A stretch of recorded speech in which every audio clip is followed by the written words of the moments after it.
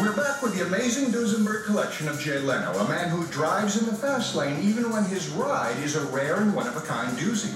Today, he's looking in on an ailing car that has both beauty and a whole lot of horsepower. It's a machine immortalized overhead on Jay's wall. Well, this is the Duesenberg S.J. Murphy. You like the one in the poster? That's an actual sort of reproduction of the original poster. 320 horsepower, 130 miles an hour, which is pretty fast, considering we didn't have roads capable of that. In fact, it's so fast I blew it up. That's why the head went on this one, and we're manufacturing the head. But this gives you kind of an idea of what it looks like inside. I'll show you the supercharger drive later. This is the prettiest piece of machining off this bronze gear that runs the supercharger. But there's your 8-cylinder engine.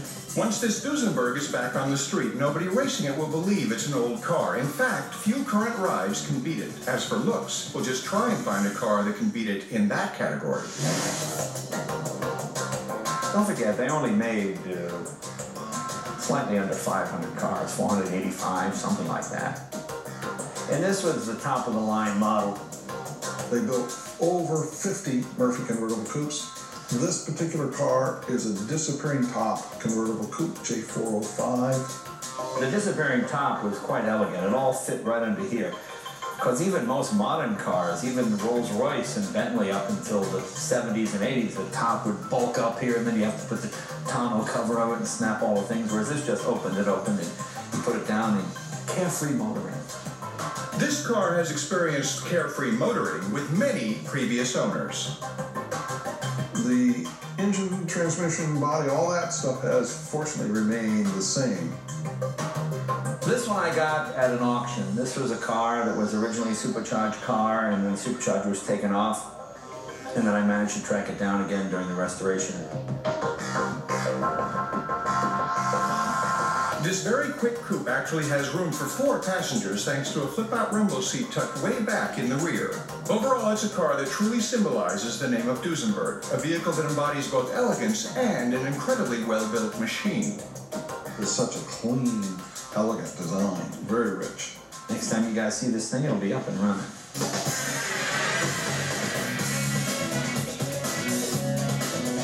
Even with some of his Duesenbergs in various stages of repair, Jay has others to choose from, including a car that harkens back to the era when Charles Lindbergh had everybody wanting to fly. This is called the Beverly Murphy. I think this is a very pretty car. Very, very formal sedan. It's a car that might have been driven by chauffeurs, by owners, or even both. A rarity in the world of Duesenbergs. In the early days, you had chauffeur-driven cars and you had owner-driven cars. This was a combination of the two. This could be owner-driven or chauffeur-driven. If you wanted to be chauffeur-driven, you could crank up that window in the middle. But it was small enough and intimate enough that it could be owner-driven as well. This is my favorite part right here. This is kind of looks like the old Ford tri-motor airplane. You know, you have to remember the time these cars were built, aviation was huge. Lindbergh had just flown the ocean, so everybody wanted aviation influences. For example, every Duesenberg came with altimeter built into the dashboard. There's no reason you need an altimeter in a car, but it's just kind of cool. So when you climb a hill or a mountain, you can go, oh, we're going up 300 feet. It's like, because everybody wanted to have that kind of aeroplane technology. These pictures represent its Minnesota Times. Jay and I went back and looked at it, and we purchased it and brought it back to California. So these pictures represent, the California when it arrived here, fresh off the truck. Check out DIYnetwork.com for more pictures of Jay's Duesenbergs. Classic Duesenbergs weren't merely luxurious, they were also ahead of their time. Features that were once extravagant were, of course, standard years later. Back when it was new, this car featured something unheard of, just as an entire nation was thrilled to be receiving live music and news in their very own homes. This was also unusual. It was one of the first Duesenbergs, one of the first cars really to have a radio.